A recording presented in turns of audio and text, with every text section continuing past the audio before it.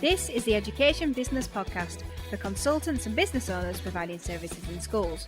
I'm Claire Riley, and I'll be sharing how to start, grow and scale your education business. Today I wanted to talk to you about the end-to-end hiring process. So many members of the education business community are ready to start hiring, whether that be freelancers or employees, and there's a lot of questions about it. And we need help in our businesses to free up our time, to work on the things that we love to do and to bring more money into our businesses. So let's look at what you need in place to hire and what the process is. So you might have already hired an employee or a freelancer already, but this end-to-end process that I've developed over the last 7 years is going to show you what you might have missed and maybe how you could improve it for next time if you've already done that. So I would actually map out a process that you want to follow before you begin. But here are some ideas that will help you to get started. And what I want to say is if this episode is really interesting to you and it's really helpful and you think, oh yeah, I could do with more details, then I actually do have a full hours training module on this, which is in Education Business Club, which you can just go ahead to educationbusinessclub.co.uk and join the membership and get access to that. And as part of that, we've got a sample job spec and I've got a sample end-to-end hiring process, which you can, have as part of the training. So that could be really useful for you. But when you're thinking about your end-to-end process, I think there are 14 elements that you need in it. So let's talk about what they are. So the first one is working out what you need. So the place to start is to work out what you really need. So you can think that you know, but unless you're asking yourself the right questions, then you're not going to come to the right solution. So for example, back in the day, I only hired resource creators and illustrators.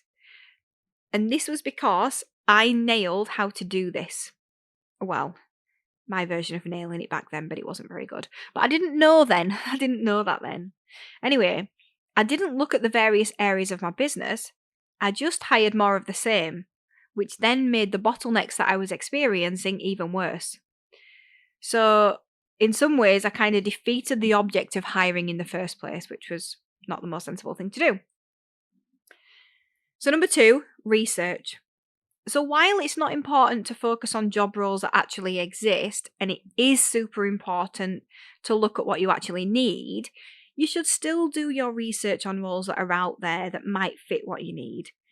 Just to find out what kind of roles are out there, whether or not what you need is an actual role that candidates can recognise and apply for, or whether a few different roles could be rolled together, normally. For example, can a designer edit a podcast episode?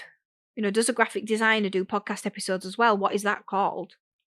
Could this be a role that you create and get good candidates for or not? And it's not that you can't advertise for a role that's very bespoke and encompasses many different skills.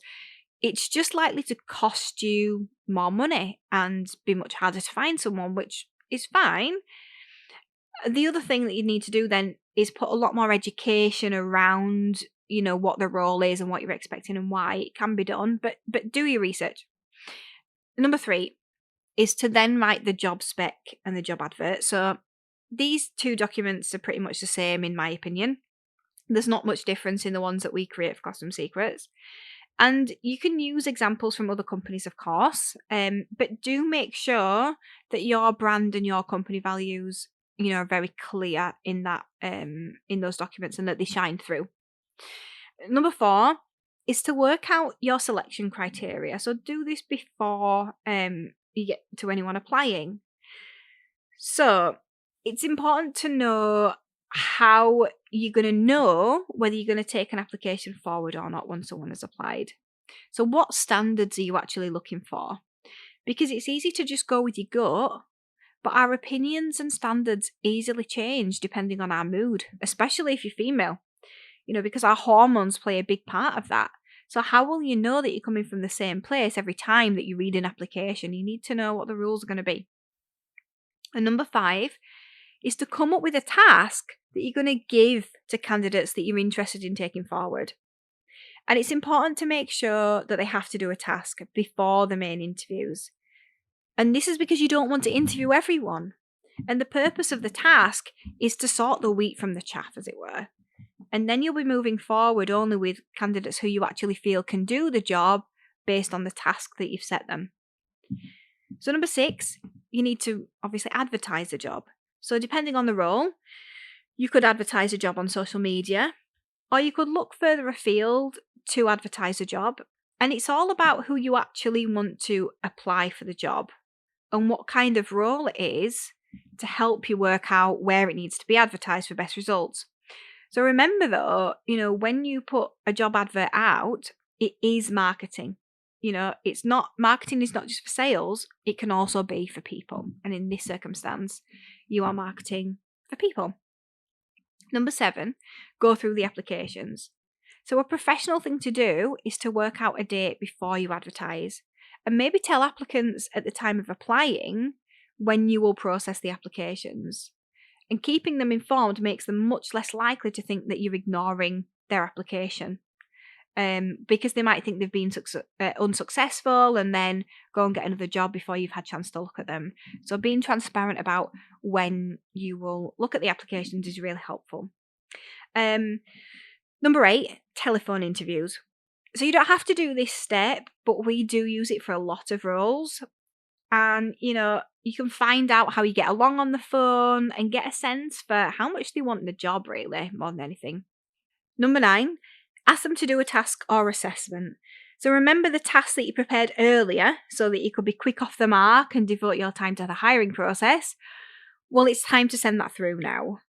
And when you get it back, and you probably won't get them all back, by the way, then score them according to the selection criteria that you came up with as well.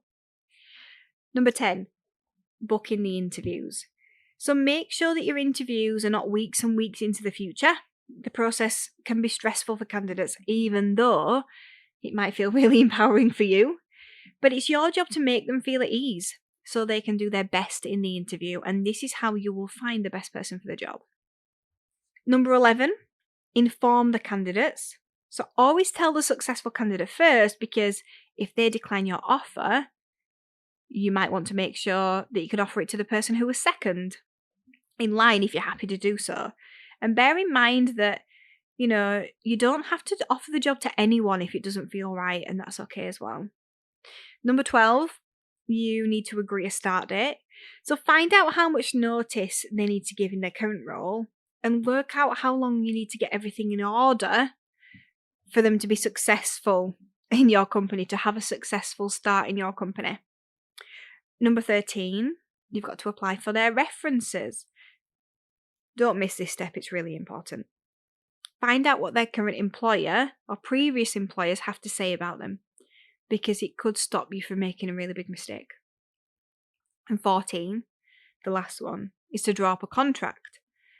So you used to have an amount of time after employing a candidate to be able to give them a contract, but now new employees actually have to have signed their contract before their start date. So you may have to think about this maybe being electronic, or if not, you're going to have to think about the logistics of how that will work. So there you have it. It's simple. It's a simple 14-step process, but it's not easy to get in place. There are a lot of moving parts. There is a lot to getting it right.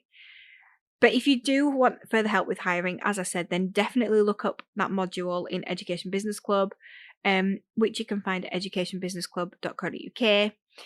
There's so much in there. I've poured in so much because I want you to be really clued up when it comes to hiring in your education business, and be able to know about a lot of the pitfalls that we've been through over the last 7 years of hiring.